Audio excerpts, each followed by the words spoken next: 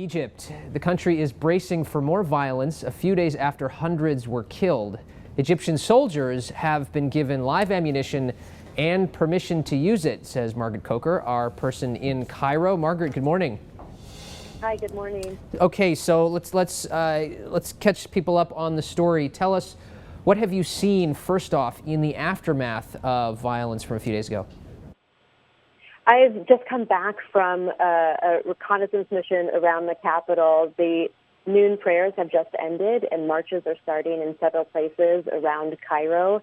And it's a test of strength today for the Muslim Brothers. Their stated goal is to reestablish a protest camp here in the capital after the military broke theirs up earlier in this week.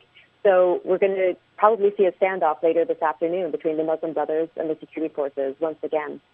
Tell us what instructions have been given to those soldiers, to the extent you're aware of them.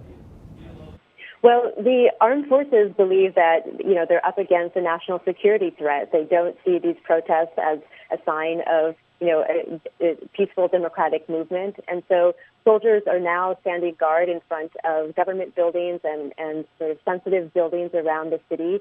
And they have orders to shoot and kill if they think that they're under a threat.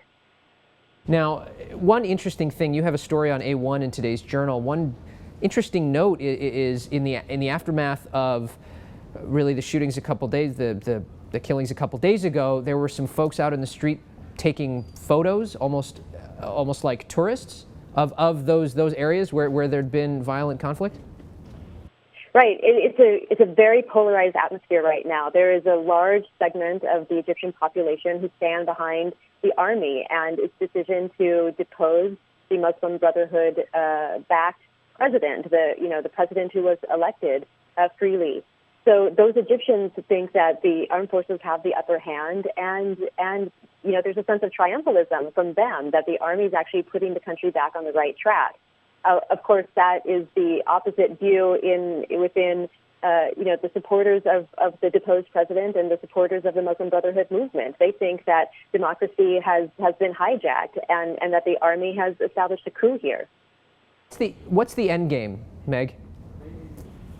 Wow, that's open-ended. I mean, today we're going to see how damaged and how weak the Muslim Brotherhood has become after this last month of many setbacks. We're going to see whether their leaders, some of whom are in jail and some of whom are not in jail, whether they can mass the support needed to reestablish their kind of base camp here on the ground.